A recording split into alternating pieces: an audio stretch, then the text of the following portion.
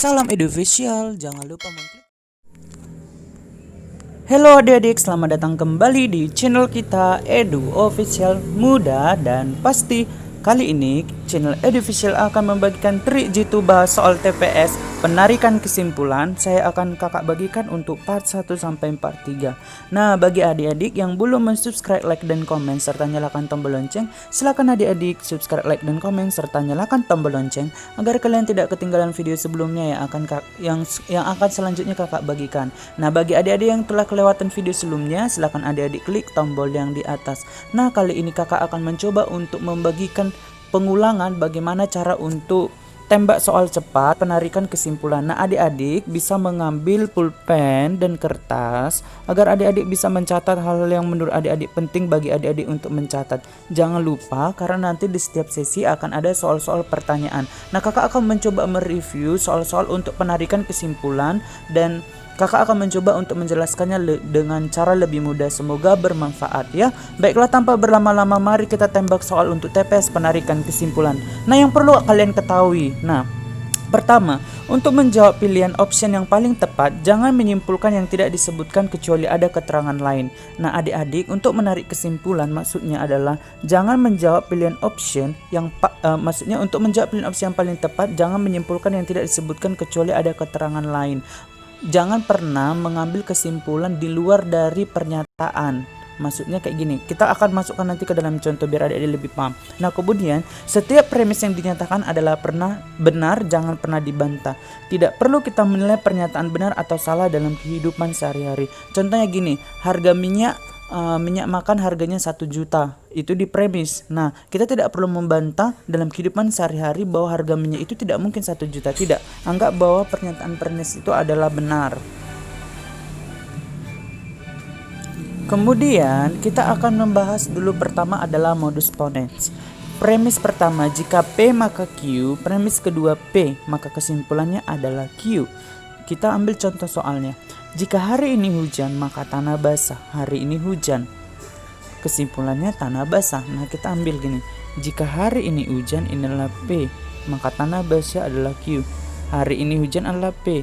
Jika tadi premis satunya P dengan P, maka kesimpulannya adalah Q. Q apa? Tanah basah. Mantap ya. Nah, modus ponens itu ciri-cirinya ditandai pernyataan majemuk implikasi dan pernyataannya tunggal. Sekali lagi adik-adik bisa catat bahwa modus ponens itu ciri-cirinya ditandai pernyataan majemuk implikasi dan pernyataan tunggal.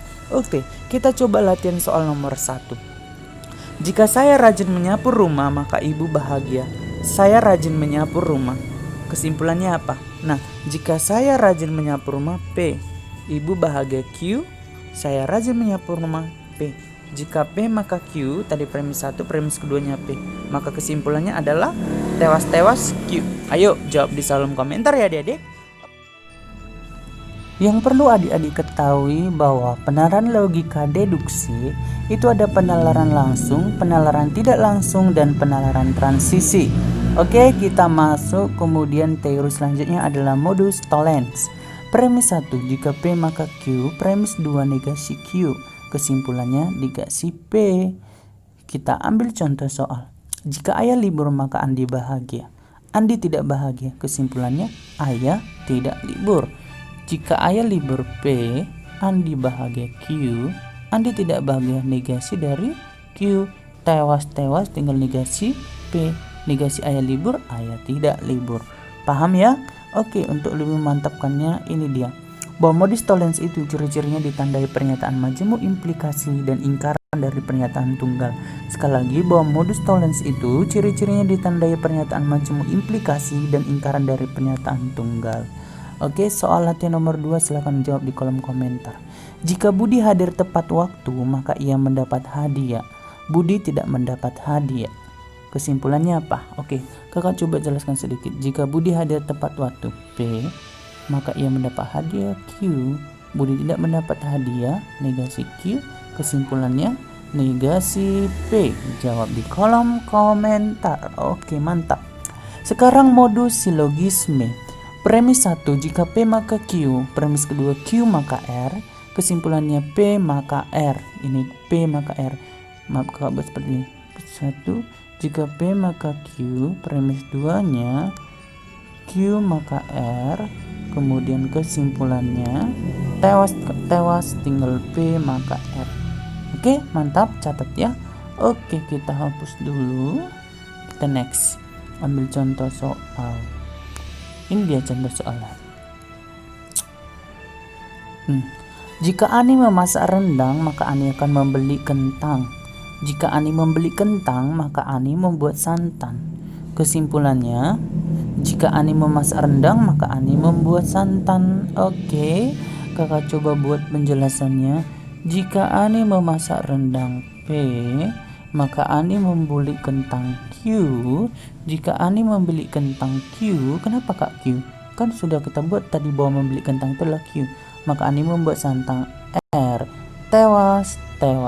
Sisa jika Ani memasak rendang, maka Ani membuat santan. Kesimpulan, jika Ani memasak rendang, maka Ani membuat santan. Mudah ya? Ayo kita tembak lagi contoh soalnya.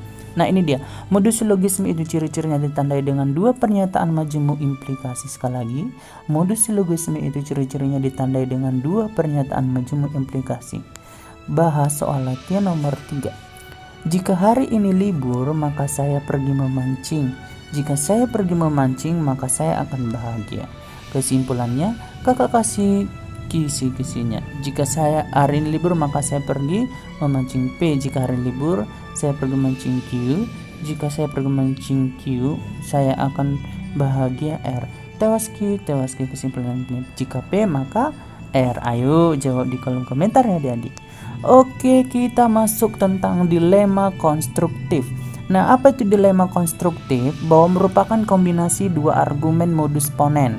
Premis 1 jika P maka Q, premis 2 R maka S, premis 3 P atau R. Kesimpulannya apa kak? Kesimpulannya Q atau S. Memang mau tak mau ini harus tahu. Catat ya. Jika premis satunya P maka Q, premis keduanya R maka S, premis tiganya P atau R, kesimpulannya adalah Q atau S. Sudah tahu ya rumusnya? Kita mainkan di contoh soal. Jika hari ini hujan, maka Ani tetap tinggal di rumah. Jika Santi datang, maka Ani pergi berbelanja. Hari ini hujan atau Santi datang. Kesimpulannya, Ani akan tetap tinggal di rumah atau pergi berbelanja.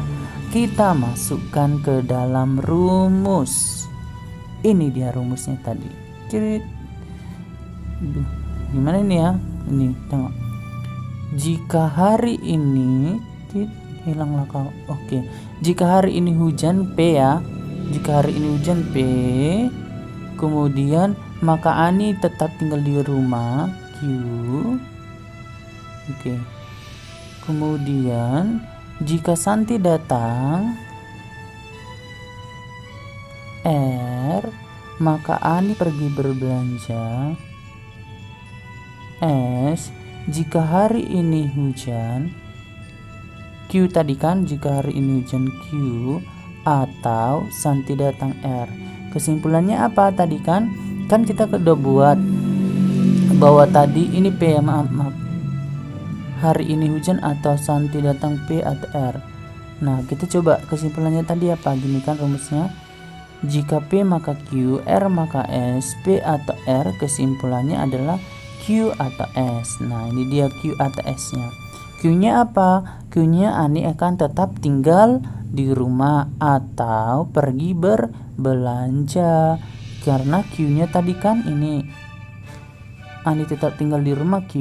Ini dia Q. Ini Q-nya. Ani tetap tinggal di rumah, kemudian Ani pergi berbelanja, ini S. Q atau S. Itu tadi kan kesimpulannya, kita lihat. Adik-adik makanya catat ini ya, P, Q, Q, R ke S, P atau R, Q atau S kesimpulannya. Mantap ya adik-adik, kita kerjakan ke coba latihan soal nomor 1. Jika hari ini libur sekolah, maka ayah pergi ke mall. Jika ayah sudah ujian, maka koleksi novel bertambah. Hari ini libur sekolah atau ayah sudah gajian. Kesimpulannya apa? Jawab di kolom komentar. Mantap. Oke, kita masuk ke teori kedua, dilema destruktif. Merupakan kombinasi dua argumen modus tollens. Premis 1.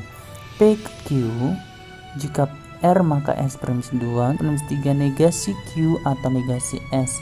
Kesimpulannya negasi P atau negasi R. Sekali lagi catat ya adik-adik. Premis 1-nya P maka Q, premis 2-nya R maka S, premis 3-nya negasi Q atau negasi S, kesimpulannya negasi P atau negasi R. Masuk ke contoh soal. Jika Li Jong memberi pengakuan di pengadilan maka ia akan digantung.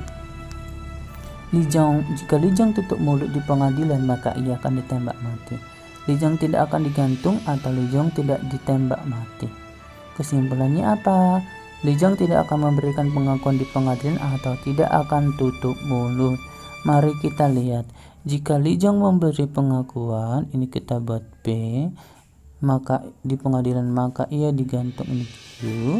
Jika Li Jong tutup mulut, ini R, maka ia akan ditembak mati, ini S.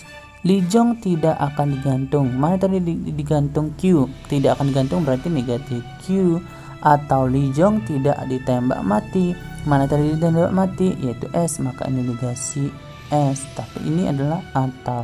Jadi tadi premis satunya jika P maka Q, premis keduanya jika R maka S, premis ketiganya negasi Q atau negasi S. Nah, kesimpulannya apa, Kak? Li Jong tidak akan memberi pengakuan di pengadilan. Itu adalah negasi dari P. Atau tidak akan tutup mulut. Nah, tidak akan tutup mulut tadi adalah Li Jong tidak tutup mulut adalah R, negasi dari R. Tepat ya, bahwa negasi P atau negasi R lah kesimpulannya. Mantap ya adik-adik, sudah paham ya? Oke, jika sudah paham adik-adik kita kerjakan dulu latihan soal. Selanjutnya adik-adik jawab di kolom komentar ya. Kita nextkan. Latihan soal nomor 2. Jika pohon jambu menghasilkan buah, maka akan ada hasil panen. Jika ayah pergi ke kebun, maka akan ada uang tabungan. Tidak ada hasil panen atau tidak ada uang tabungan. Kesimpulannya, ayo adik-adik sudah paham ya? Kerjakan soal nomor 2 ini di kolom komentar. Oke, kemudian dua arah. Nah, premis satunya jika P maka Q, premis 2-nya jika R maka S, premis 3-nya jika P atau negasi S. Kesimpulannya apa? Q atau negasi R. Sekali lagi catat ya adik-adik. Premis 1 P maka Q, premis 2 R maka S, premis 3 P atau negasi S. Kesimpulannya Q atau negasi R. Kita ambil contoh soal. Premis 1. Jika kabut asap tebal maka penglihatan berkurang. Premis 2. Jika ada bantuan orang dermawan meningkat maka api cepat padam. Premis 3. Kabut asap semakin tebal atau api tidak cepat padam.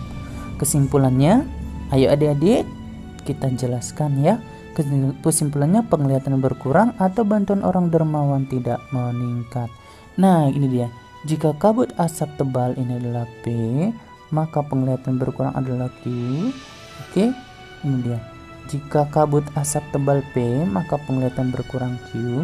Jika ada bantuan orang dermawan meningkat inilah R, maka api cepat padam itu adalah S. Kabut asap semakin tebal itu P, atau api tidak cepat padam negasi S. Tadi kesimpulannya adalah Q atau negasi dari R. Kita lihat Q-nya mana? Penglihatan berkurang, ini Q kan, penglihatan berkurang, inilah dia penglihatan berkurang atau ini P, negasi dari R. Negasi R ini ada bantuan orang dermawan, maka bantuan orang dermawan tidak meningkat. Mantap ya. Oke, untuk membuktikan adik-adik sudah paham belum, kerjakan latihan soal nomor 3-nya ya. Premis 1. Jika Andi ulang tahun maka akan ada roti star. Jika ada uang ribu maka perayaan diadakan. Premis 3. Andi ulang tahun atau perayaan tidak ada. Kesimpulannya, ayo jawab di kolom komentar ya adik-adik. Silahkan pausekan terlebih dahulu. Kemudian kita masuk ke silogisme disjungtif. Tipe 1.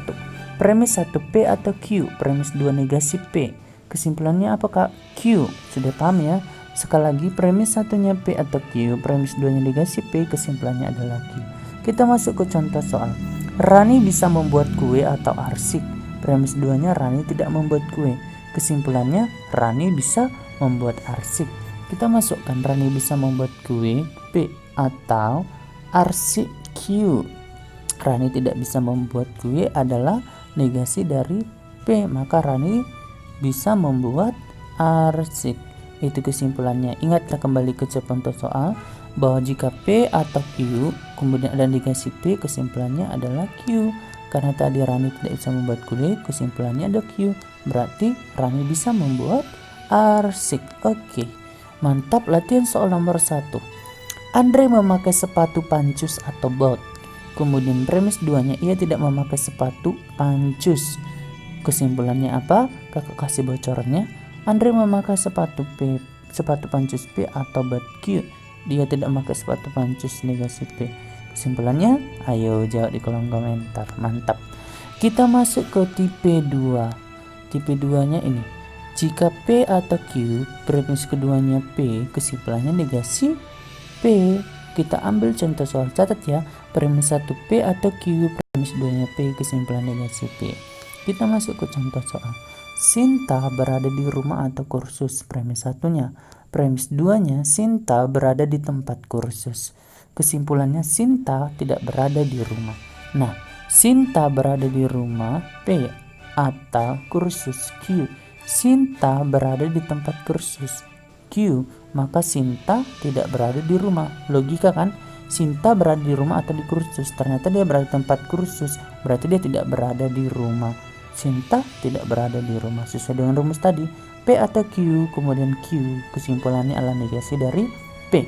Mantap. Contoh soal nomor 2. Premis 1. Andre menjadi dosen atau pengacara. Andre adalah pengacara. Kesimpulannya jreng. Aduh dek, pasti mudah lah ini ya. Mantap. Kita ke silogisme alternatif tipe 1. Premis 1 P atau Q, premis 2 P, kesimpulannya negasi Q. Premis 1 P atau Q, premis 2 P, kesimpulannya negasi Q. Nah, ini dia contoh soalnya. Rani bisa melukis atau bernyanyi. Rani bisa melukis, maka Rani tidak bisa bernyanyi.